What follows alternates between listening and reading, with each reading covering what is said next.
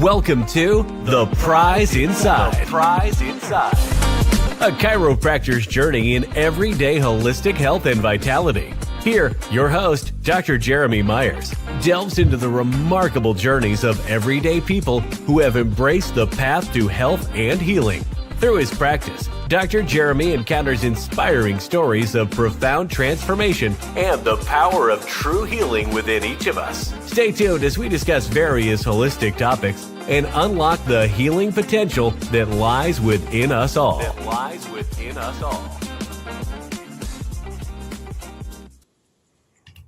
All right. Welcome, everybody. Welcome to The Prize Inside, the Whole Health Weekly edition. Hopefully you guys are having a good night. I was messing with videos today, so I'm pretty pumped about that. Kind of got there and started messing with like clips and things.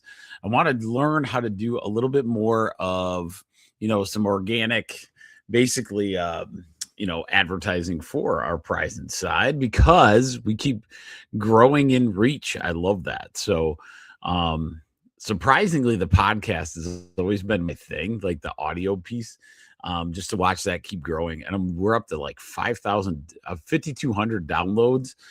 And the Rumble channel, you get like my people on there have really impressed me. I'm up to I'm touching 80. I need like 20 more people.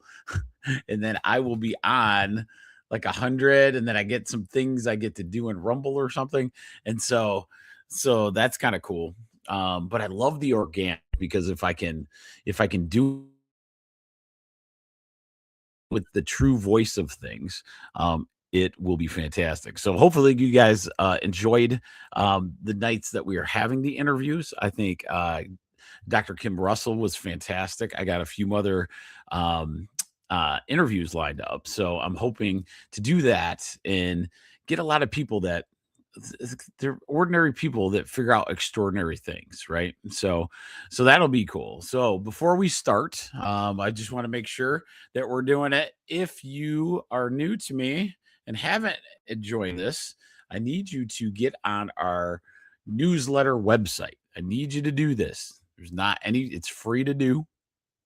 It's tribe1.substack.com. So tribe1.substack.com will get you to a newsletter, and that newsletter will be information that we do, here and there, different aspects of it. So tribe1.substack.com, trib1.substack.com. The other thing is I want you to look up a Prize Inside, a chiropractor's journey. And that is on Rumble. And you can also do that, a Prize Inside, a chiropractor's journey, on YouTube. I need you to subscribe to those. A lot of my patients aren't as tech savvy as some of my younger ones. And some of my older ones didn't know how to subscribe. So I've been walking them through at the office, like, listen, get on here and you can watch some of these shows. You don't have to be on every time, because a lot of people catch me on Facebook, which is great, but you don't get the cool content later. Facebook doesn't keep it, so you can't watch the video later. So I get a lot of questions, like, what was hibiscus? Like, what was it good for? And, those kind of things were kind of hilarious, like listening to, patients going, I go, well, if you stop just watching on Facebook, you can go to YouTube or Rumble and you can watch it live and you can watch the replay. That is so important to do. So if you didn't know that, that's where we're at. So if you catch us on Facebook, go over to one of those other channels and you'll get to see all those like old episodes as well. All right, cool. All right, so let's get rid of that. So remember, tribe1.substack.com. So let's look at tonight. Whole Health Weekly is always about, this is episode 64.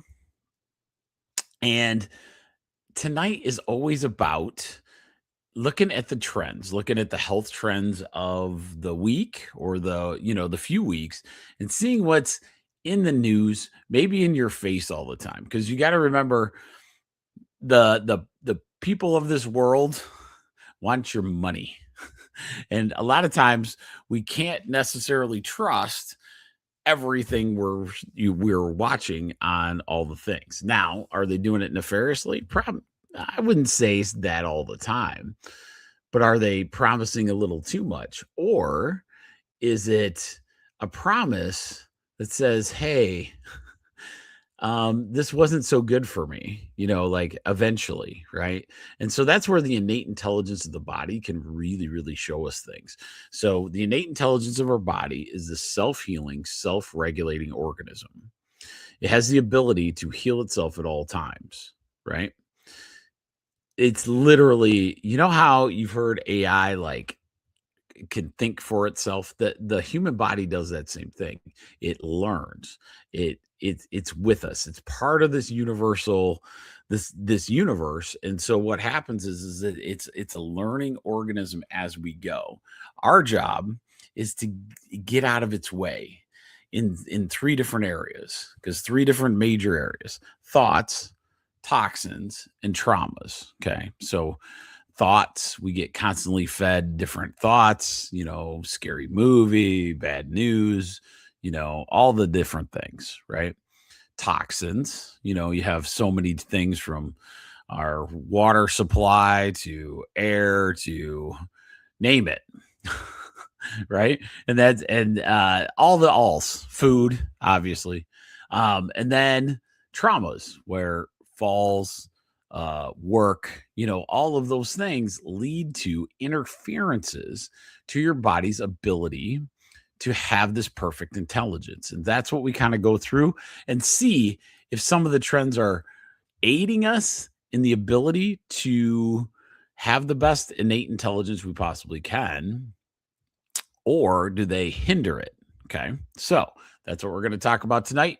And let's start without further ado. Let's take a look at the trends of this week, or this last few weeks, because we've had some interviews in there. So the mainstream as of 2026. So the focus still remains on ongoing trends like the GLP-1 medications. That's making the news again because there's a lot of pills out there. So now instead of like an injectable medication, now there's some pills. And I have a few articles just to be wary of what that's doing. Remember, when you have something from the outside the body trying to mimic what's in the body, then your body inherently learns that you're getting that element from a different source. Great example. Let's use melatonin. Melatonin is produced by the body. When it's produced by the body, what happens is, if we take melatonin, let's say to sleep, so we start taking it instead of our body naturally producing this melatonin, what occurs is that the body will stop making it because it's not a priority. Okay. So GLP-1 is no different. And that's one of the major issues. So GLP-1 is kind of mimics this hormone that tells you if your body is full. Okay. So you have to have a signal. Like, so your body always constantly has different signals, like, ow, you have certain types of pain fibers, nerve fibers that, tell you if you're putting your hand on a hot stove, right? Or you have, fight or flight responses, and you have the chills. And I'm just trying to think of different things. You shiver when you're cold. All of these things are subconscious signalings that happen to give your body a response. There's hormones in your body that you literally communicate just like your nerve pathways. and it's like your chemical communication system. So our body's built with an electrical system, essentially, with, man, it's so crazy how much. So we have the electrical system of our nervous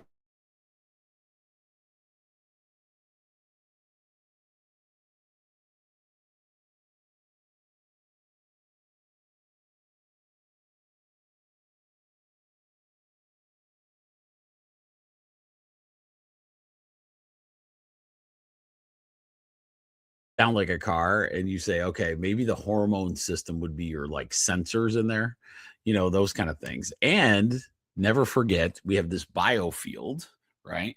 We have this biofield around us that would make up in a computer world, our Wi-Fi. So think of that way, right? So these GLP-1s, one of the problems is you're telling the body. So GLP-1 tells the body, and it mimics the hormone that tells your body you're full. Okay. So GLP-1, your body makes that hormone. Okay. So it makes that hormone. The problem is when we introduce it artificially, what happens? The body says, hey, you're making the hormone already. So why would I waste my time? And then it stops making it. That's one reason. The major side effect is once you get off of it, you're almost guaranteed to, what I'm hearing, I don't know necessarily, but you end up with, gaining all the weight back because you've now lost the hormone that tells you that you have the ability to be full or not. Here's the other problem I have with it. GLP-1 tells your body you're full. If you have an empty stomach, then what happens? So your systems of your body think your stomach is full. When you think your stomach is full, your stomach acid starts changing. Your pancreas starts producing insulin. Your liver is active. Your gallbladder is active. The kidneys start becoming active because it's all part of the digestive process, right? The problem is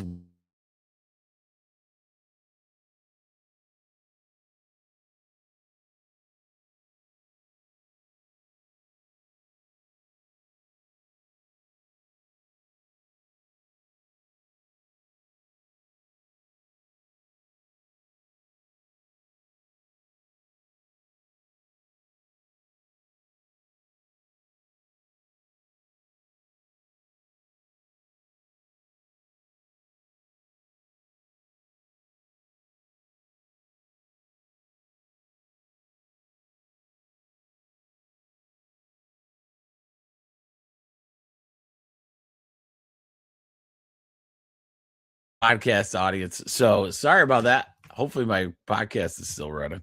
Okay. So I think it came back. Okay, good. That was wild.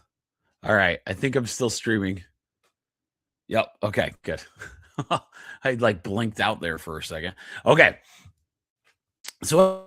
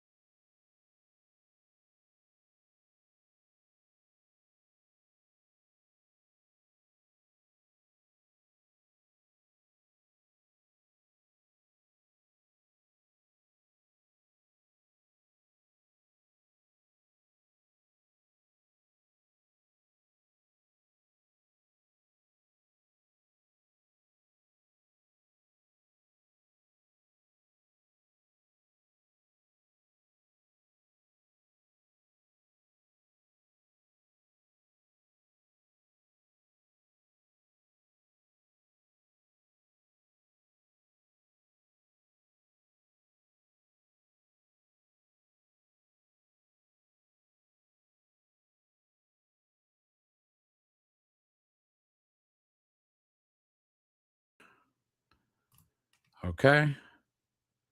I apologize. I apologize. That stinks when that happens. It's just been glitchy tonight, so I don't know. Anyway, so that's the GLP-1 expansion. There's going to be a lot of things. Ozempic face has made it to the news because a lot of Hollywood people look like they're dying. So a lot of times, I don't know if that's the look we want in our life.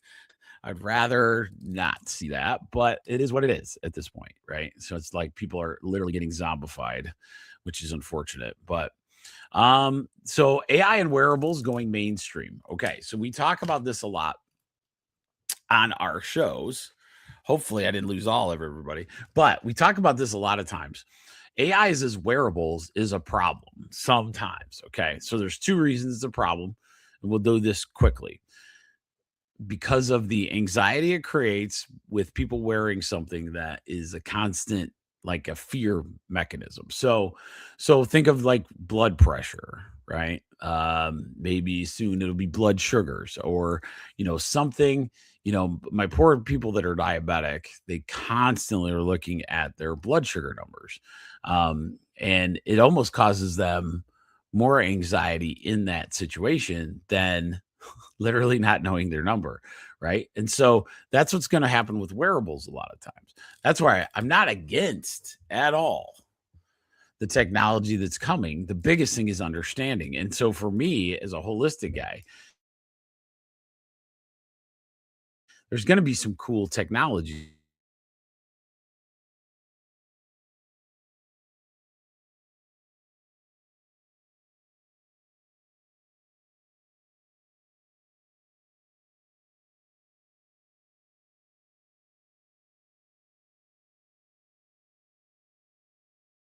wearing it on you will mess with your biofield pretty significantly. So we don't want to do that, as all of those things go. Okay. So let's keep going. All right. All right. All right. Okay. So here's another trend. Let's see. Let's look up. Oh, here's a good one. So this is a social media viral trend that's happening right now. Home remedies and healing hacks. Okay. So posts, this is off of TikTok, Instagram, X. So this one is bedtime. Okay. So posts on bedtime before midnight for accelerated healing. People are taking quercetin, bromelain, zinc, vitamin C combos for viruses, earwax removal, salt gargles, and chicken soup for bugs, and they all get solid traction. I'm trying to read how this works. Okay. Ringworm alerts. Okay. Red spots. Yeah. So there's a lot of different ones. Home red. Okay, we should have done that different. It didn't break it down like I wanted it to. But it makes sense, right? What have we talked about with Zaces? So Zaces is what? Zinc, vitamin A, C, E, selenium. You add vitamin D in there, a little quercetin, a little quinine, and you got yourself the best flu remedy out there. Okay. So remember that. Zaces, vitamin Z, zinc, vitamin A, vitamin C, E, selenium, quercetin, vitamin D, and K2 and magnesium. You get all that in there, your immune system will be glorious. So remember that as you go. The biggest thing is all of these things are trending, but if you've been with the Whole Health Weekly, you've known all those before. Earwax removal. We should probably do that sometime with the ear waxing. That'd be kind of fun. It's gross, but it works. If somebody's heard the ear candling before, so it's a candle. It's a holistic thing we see a lot. The Amish people that I work with for the herbals, they have some ear candles. You can get them at stores, a lot of things. But you can actually, what happens is they put this earwax candle on your ear, and then they light the other end, and it creates like a vacuum, and it kind of sucks the wax out of your ears, right? So so that's kind of a cool way. We should probably do a show on that if people aren't if people haven't seen that before. A lot of people that they start going.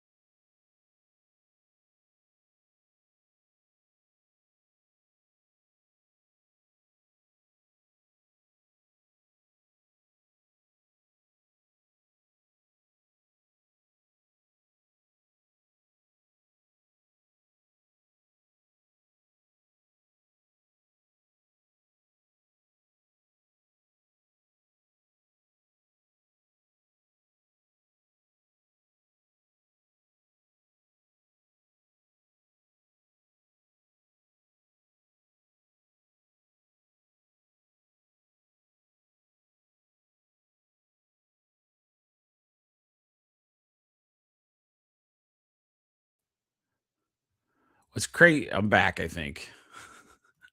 Sorry, guys. What's crazy is how amazing StreamYard Labs, that's what I use, has been for this.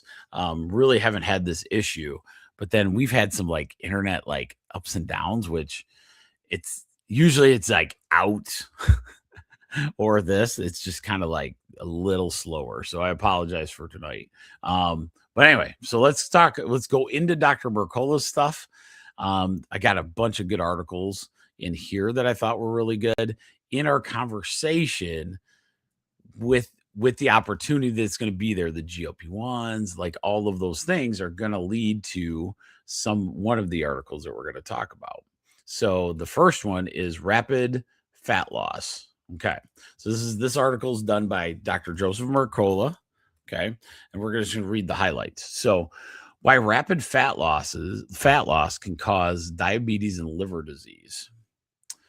New research suggests that when your body changes too fast, it may release hidden stress signals that can disrupt blood sugar balance and strain your liver. Fat tissue does more than store excess calories. It acts as a protective buffer that keeps unstable fats contained so they don't circulate through your organs and damage your metabolism.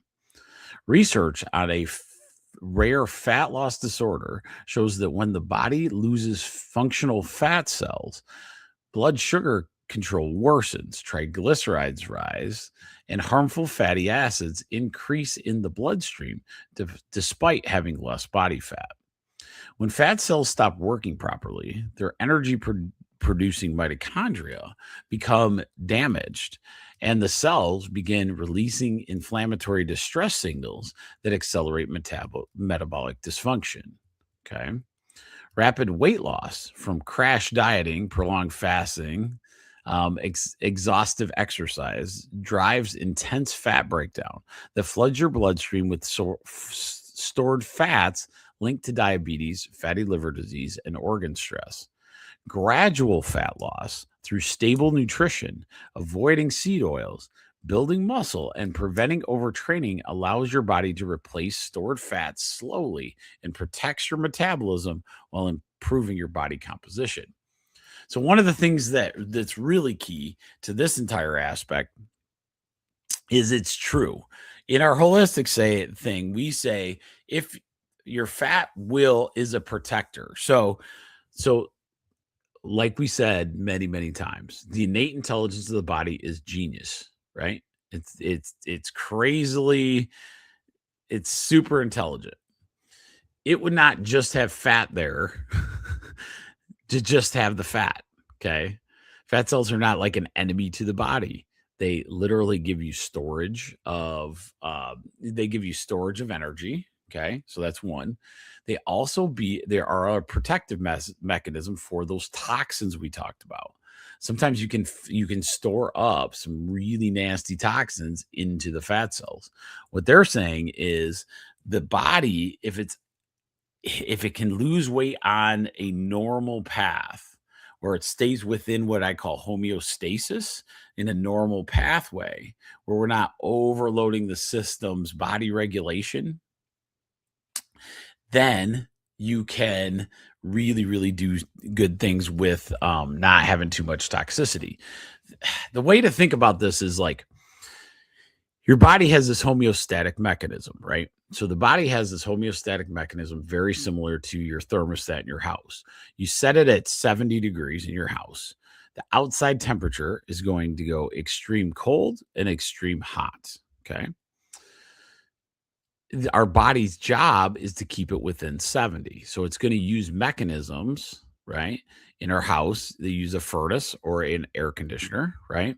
To bring those mechanisms into that homeostatic environment.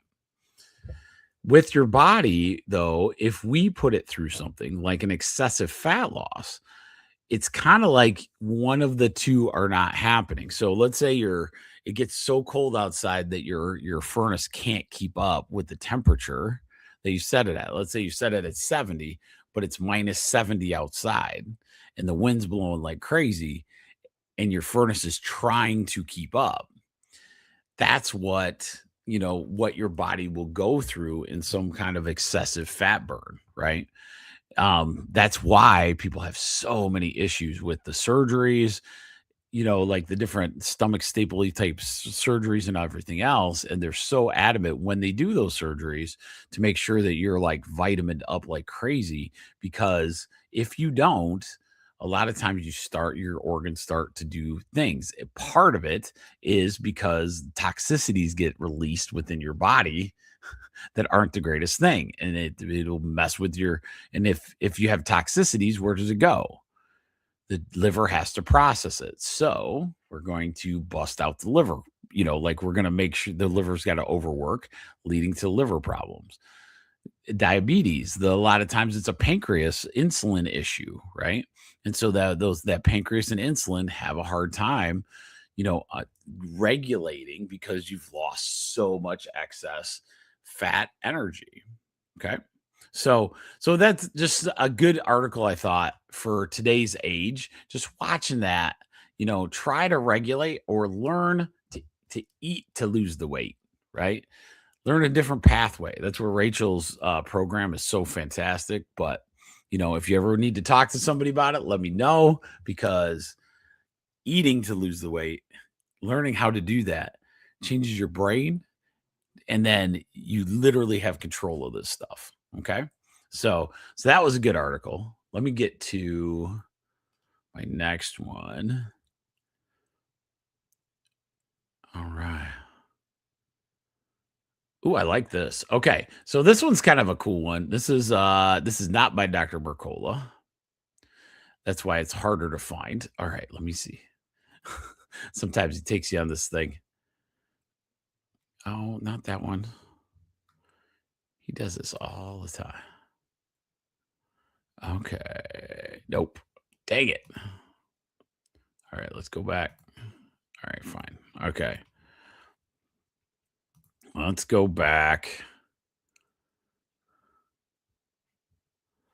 Oh, here we go. I like this one a lot. Okay, so this is Dr. Mercola again, and this one's called "How Personalizing Your Nutrition Can Manage Inflammatory Bowel Disease." Okay, so the subtitle is "Chronic Digestive Issues, Fatigue, and Unexplained Weight Changes Often Trace Back to Hidden Imbalances in Your Gut Microbiome," which we have a program for. There's a reason, right? You guys, I've talked about it a bunch. Inflammatory bowel disease, IBD, impacts between 2.4 to 3.1 million Americans, costing the economy $50 billion annually. Symptoms include abdominal pain, diarrhea, and weight loss. Diets high in refined sugars, vegetable oils, and ultra-processed foods disrupt beneficial gut bacteria, reduce protective fats, increase intestinal permeability, and trigger chronic inflammation. Before I go on this piece, they say that a lot, that the diet is a key factor, and it is for sure. But I come across people that actually eat fairly really, really well, and they always wonder why. It's almost more frustrating to them, like, when somebody has a crappy diet and their gut goes crazy, they kinda understand, right? They understand why, and so even if it's still hard for them, like getting through, like, we do a whole gut microbiome detox in our office, and it's phenomenal. It's, like, really, really good. It's intense, and that's what sucks, it's like sometimes it's a tougher thing to go through, but, as you're doing it, the big thing is, like, understanding that the gut microbiome you're not born with. You actually are born with no gut microbiome when you're a baby. You get your gut microbiome from 3 sources that'll happen. The first is mother vaginally. So there's 3 layers of gut microbiome. So when you're born, you get, mom's her vaginal microbiome. What if you're a C-section? So now you're out that microbiome. Okay. So think of layers of kind of fertilizer for your gut. The next one is when mom and dad kind of start holding you, and you get the gut microbiome from there, plus breastfeeding. So let's say there was a C-section involved, plus not breastfeeding, right? So now we're kind of behind the 8 ball. Okay. So our gut microbiome might not be perfect at that point.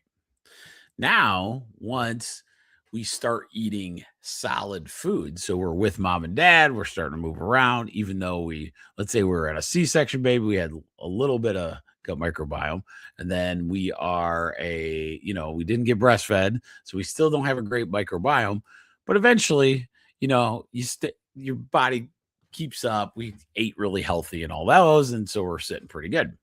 So then you get up to the ages of when you start doing solid food.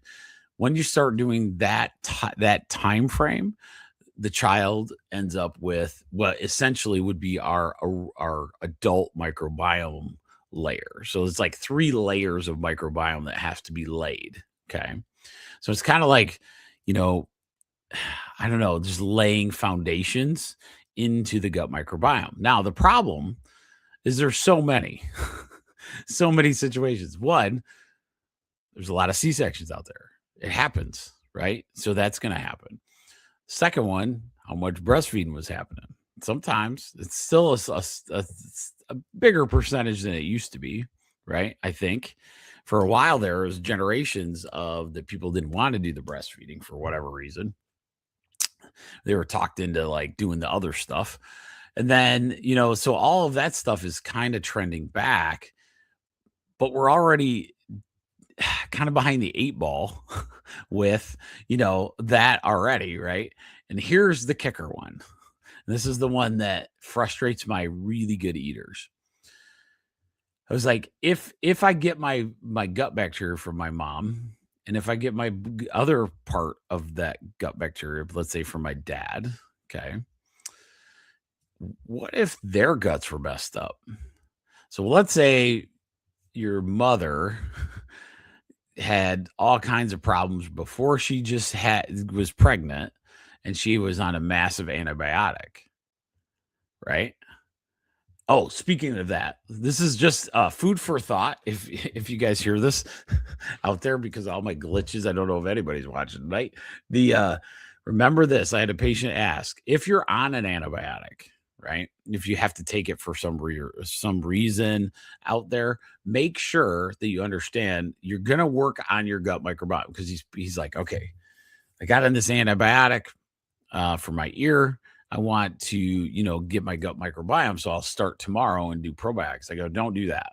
You don't have to until you finish the antibiotic, because you're just going to kill off the probiotic stuff you're using anyway. So you could take it as you go, but it's kind of a waste until you get to the end. Once you finish the antibiotic, that's when you start doing the probiotic. Okay. It's not going to hurt you to do it. It's just a waste of time. So anyway, so we'll go back to that. So that's how the gut microbiome builds. So then all of a sudden, if your parents had crappy microbiome for many years because they didn't know any of that, right? Then they hand that off to you, the baby, right? And then you come up and let's say you eat all this great food, but you still are having those gut problems. That's where it's coming from. A lot of times we have to build that entire gut microbiome back up. I have some of the healthiest eaters in the planet try to have all these issues in their gut. And it's that they think, they're eating perfectly and they cannot they always have these issues. So we have to go back and regenerate, create the layers back of this microbiome the best we can with the knowledge we have. And what's cool about the program we have at the office, make sure you're asking because it's worth it. People feel good. People feel real good on it. So just to let you know that was a good article. So remember that. So yeah, that is I'm sorry. I haven't got through all that yet.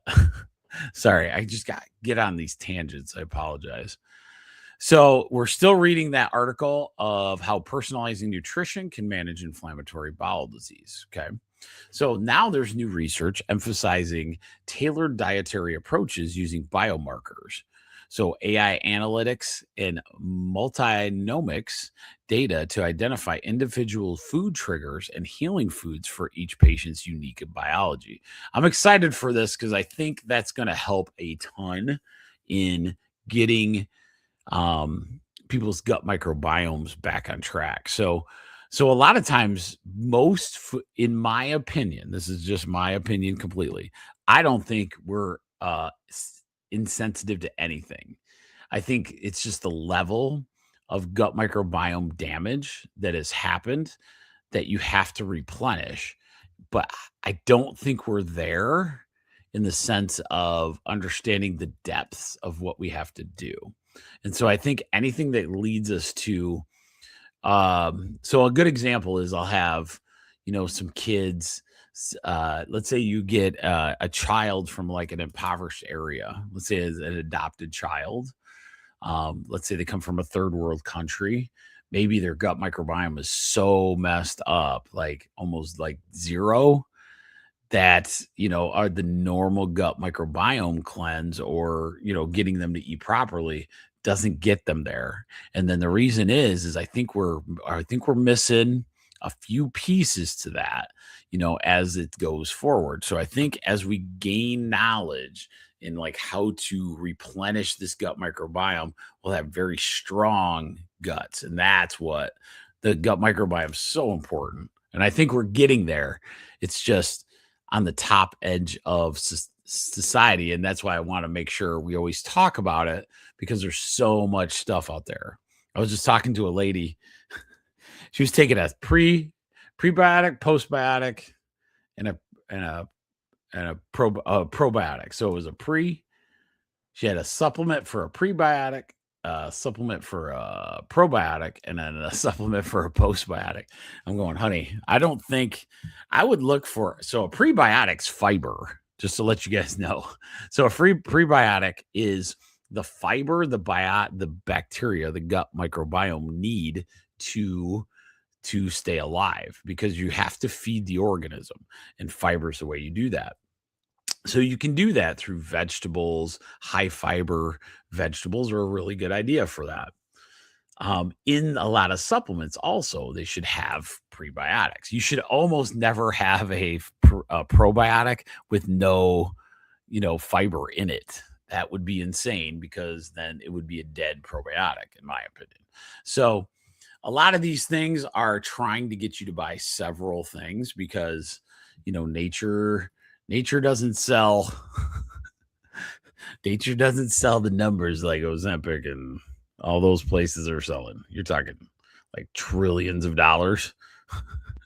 beetroot juice doesn't really sell like that. So they got to sell a lot of it or get you to buy a bunch. So that's the problem. Until the magic thing. Isn't that funny how nature works? I always think that, like, you can't reinvent nature, and so it's really hard for people because we're always looking into, making money of some sort, right? So, which I understand. I totally do. You pay for this ad and you want this ad to go, and it's got to make money with this supplement, or medicine or whatever. And the whole time they gotta oh, I love they gotta give you a magic trick to say it's this wonderful thing, a lot of times, and that's where it gets overpriced. And that's what is really frustrating about the world we live in, because it's constant, just coming at you all the time. And that's where, hopefully Whole Health Weekly will help you out there. But okay. So that one was a good one. So remember, personalizing our gut nutrition is going to help these IBD people. And the way it's going to do that is it's going to say, soon we'll be able to know exactly what causes the IBD to keep the person away from those things that are the trigger that causes the inflammation or the immune system to freak out in their gut. And then once that occurs, right, then we can take those away and start giving that gut what it needs. Okay. So that's what they're talking about with personalized nutrition, because they're going to be like, okay, right now, an IBD person pretty much knows what they can't eat because they don't like it when it's a bad time, really bad time when that happens to them. Okay. All right. Okay. Let's see. Ooh, I love this. Okay. So this one is another good one. Man, he had some good ones today. Yeah, I might I do this YouTube video too. Okay. So this one has a YouTube video attached to it. This is Dr. Mercola writes the article though, but why nature aligned health is your best defense against chronic disease. Many of today's common health issues share a similar root, a growing gap between modern habits and the conditions your body evolved to expect over thousands of years. The fundamental philosophy of health is alignment with nature. Does that make sense? For millennia, humans thrived without pharmaceutical intervention. Nearly every drug known to medicine carries unintended consequences. Virtually none address the root of the cause of the disease. They treat consequences of the cause at best. Medical errors are the third leading cause of death in the United States. Whew, that's crazy. Claiming an estimated 250,000 lives per year. Iatrogenic causes, death caused by medical care itself, represented a staggering toll that the medical establishment has been slow to confront. And it's not really their fault, I wouldn't say. It's the system's fault. Okay. So when we say this stuff, these medical people are trying to help people as best they can. But when the system is broken, when it's a sick care model, when people only start taking care of themselves when the worst symptoms on the planet start showing up, that's a problem, right? So it can be very, very tough. Approximately 90% of the calories consumed by Americans come from processed foods, which are the primary driver of chronic disease epidemic. The more food is processed, the more likely it is to cause metabolic damage, mitochondrial dysfunction, and systemic inflammation. Seed oils like soybean, corn, canola, sunflower, and safflower oil are the single most destructive dietary components in the modern food supply. So soybean oil by itself, consumption increased more than 1,000-fold from 1909 to 1999. Linoleic acid intake rose from under 3% to over 7% of total energy, driving a parallel rise in heart disease, cancer, diabetes, and neurodegeneration. that's the biggest key to all things. A lot of it has to do with the oils and the processes that we've done to mass do the food of our world, right? And we just have to find a better way. So any therapeutic approach to health, whether food, supplement, or medical intervention, should be grounded in the foundational biological reality that humans evolve with over the millennium. When you deviate from this principle, the law of unintended consequences is virtually guaranteed to apply. So what I will do, I will show this. I want to play this video, see if it works. So I'm going to play it right off of Dr. Mercola's website because he's awesome. All right, here we go. Dr. Chris Knob.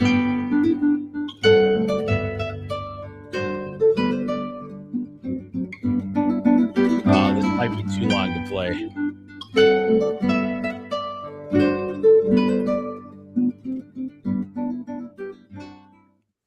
Ladies and gentlemen, could the seed oils be the primary cause of the diseases of civilization? Heart disease, hypertension, stroke, cancers, type 2 diabetes, metabolic syndrome, obesity, Alzheimer's disease, macular degeneration, the list goes on and on. And could these so-called heart-healthy vegetable oils actually and ironically be the primary cause of heart disease and the major cause of all these other diseases of civilization as well? Take a look at this front page of an article from Harvard, if you would. Now, dare I have the audacity to question the Harvard School of Public Health? And the Nutrition Department of Tufts University? And the Nutrition Department of Mayo Clinic? And the American Heart Association? Yet that is exactly what I will do today, and this is exactly the hypothesis that I will present and defend today because I believe in it. Okay, so I'm going to stop sharing there, but if you want to go to drmercola.com, get on there and watch it and find the seed oil one, why nature aligned. I'm not sure if I can play a ton because I don't want to like get YouTubed, that kind of thing. But basically what we have to come to a conclusion, right? Science is as strong as the ability to defend it. Okay. And I was listening to a guy today, and it was very interesting because they were talking about it was like physics, right? And one of the things that makes science so strong is that you never trust the science. You never trust it. And the reason you say that way is because I want to beat the trust up so bad in the science that it becomes something. Okay. So if I stop questioning it, so when you say to me, trust the science, that means you're saying stop asking questions. Just trust what I'm saying. Might be the worst statement I've ever heard using science as nerdy as I am. Science is supposed to be questioned at all times, right? And what we've done is we've taken little pieces of information and not put it under scrutiny all the time. And it blows my mind that it would happen in healthcare, like it does, but it's at the same time, it's something we can learn from, right? So it's been years. It's not like one company. It's not anything crazy like that. It's just over time, we would say, trust that this is okay for you. It was like when the FDA, I think maybe it was a different organization, but they had to do an apology letter to the egg farmers because they found out, hey, by the way, we need to promote more egg people because it has B1 in it. It has a bunch of good chemicals in there that our body really needs, and it's not as bad for us for cholesterol as we thought. That's a thing, right? And so a lot of times when you start looking at it from that end, the thing that gets me is that's why I wanted to play that front of that. Look at, the highest research supposedly in the world, when something comes out, we say, oh, look at that. It's over, like all this new thing popped up. There won't be any, this will be better than nature. And that's the problem, guys. Nature proves it every day. You can question it as much as you want. You can keep questioning it all the time. You can throw it into every experiment, right? All the nature stuff. Here's a good example. You want to grow a beautiful plant in the ground, right? I know the nature wants really good soil around that plant. And for me, the science has proved that if I put really good soil, water my plant really, really well, I have a really good shot at having a really nice plant, right? And the science says that if I don't do that, I have really junky soil, really toxic soil, bad environment, right? Not a lot of water, those kind of things. The science says we are going to, not have a great plant. Once we do like one experiment, 2 experiments on something, we go, okay, it's good. Everything in health should be constantly questioned. Everything, including all supplementation, nutritional, herbal, all of it, right? There is no dogma. Trusting the science is the worst idea ever. Because science is the art of questioning. It's the art of understanding that, creating a theory, going deeper into that theory, right? And that's what we do. We rush. I feel like, somebody finds this is what it feels like in social media to me. And I could be wrong. So I'm kind of ranting tonight, guys, because I glitched out like 3 times. So I don't even know if anybody's watching, but hopefully you guys will pick it up later. Now I forgot what I was saying. Dang it. Oh, that sucks. Okay. But part of it is like just understanding it constantly, questioning what's happening. Oh, that's what I was saying. So a lot of times on social media, all the internet and all those things, I try to stay off of it because of the simple fact that it feels like we're chasing for these $1 million things in health, right? And there could be that, but it feels like almost every time I see an interview, people are in a lab it's not to make, the most powerful blank. It's to see how fast I can get to the next big, lottery ticket, right? So that's what's so tough about now. But I think we're getting to a point where, I think even, the medicine is seeing that is not a good plan either. The amount of medical people that I know that I absolutely have so much respect for are really doing the same thing, right? They're in a situation where these sick people are coming to them, and sometimes those chemicals got to get done, man. There is no other at that point. But if people would ask and engage in their health prior to needing that major sick care, it would be a lot better. So, all right, I'll leave that one. I apologize for tonight, guys, but that's so weird when it blow. So let's do. Oh, I like this one because this one's a good one because I agree with it 1,000%. So we'll end on this one. Yeah, so let's do that. So this one's Dr. Mercola, and it is sleepless nights linked to comfort eating and overeating. So researchers found that even one stretch of poor sleep quietly shifts your brain and appetite signals, making certain cravings stronger and meals more irregular. A large study of more than 27,000 adults found that poor sleep quality and short sleep duration strongly increase emotional eating, overeating, and cravings for calorie-dense foods such as sweets and fried meals. People with the worst sleep were up to 3.5 times more likely to eat when stressed, bored, or upset, showing how sleep loss shifts eating from hunger driven behavior to comfort driven behavior.